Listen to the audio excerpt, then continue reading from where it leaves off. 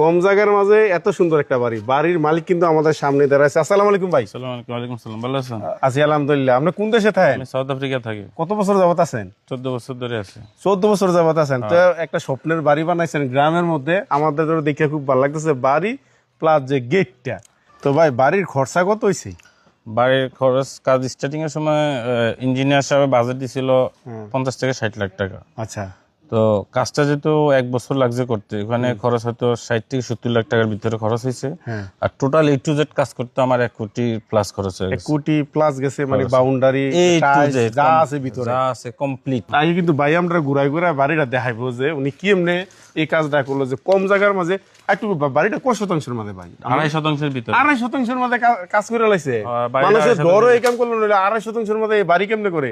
তারপরে যে একটা গেট দিছে দেখছেন, কি সুন্দর আনকমন একটা গেট। এটা কিন্তু ইদানিং ইন্টারনেটে আমরা বেশি দেখি, একটা ভাইরাল গেট। এই যে খুলে লাইছেন ভাই না, পুরাটা খোলা যায়? এটা ফুল কমপ্লিট খোলা যায়। পুরাটা খোলা যায়?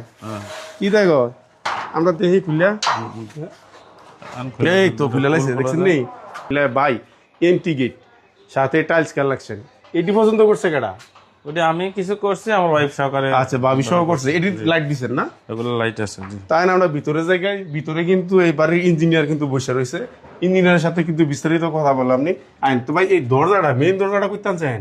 এটা আমি নিজে মায়ানমারের কাঠ নিজে চট্টগ্রাম থেকে নিয়ে আসা এখানে মিস্ত্রি দিয়ে বানাই। মিস্ত্রি দিয়ে বানাইছেন? কিরকম খরচা গেছে এটা? এটা প্রায় 1 লাখের উপরে খরচ হয়েছে এই দরজাটা। এই দরজাটা 1 লাখের উপরে গেছে? 1 লাখের উপরে খরচ। দেন 1 লাখের উপরে কিন্তু দরজাটা খরচ হয়েছে। আর যে আমরা যে ওই গেটটা দেয়ালেন, এটা গেছে কত? গেটটা 1,28,000 টাকার মতো খরচ। 1,28,000 1,28,000 গেছে, আর 1 লাখ গেছে এটা। দেখছেন নি কি করছে? তো আইন যাই আমরা ভিতরে একটু প্রবেশ করি। ভাই এর ভিতরে কি করছে, কম জায়গার মাঝে বাড়িটা কেমনে করলো? তো ভাই এই যে বসে রয়েছে তারা কাটা? তারাই তো আমার এই বাড়ির ইঞ্জিনিয়ার। ভাই প্রথমত বাড়িটা দেখে আমি তাজ্জব হয়ে গেলাম না, যে এত কম জায়গার মাঝে 2.5% জায়গার মধ্যে এত সুন্দর একটা ডুপ্লেক্স বাড়ি কেমনে সম্ভব করলেন এটা? আচ্ছা, ঘটনা হলো কি, উনি থাকেন হলো প্রবাসে।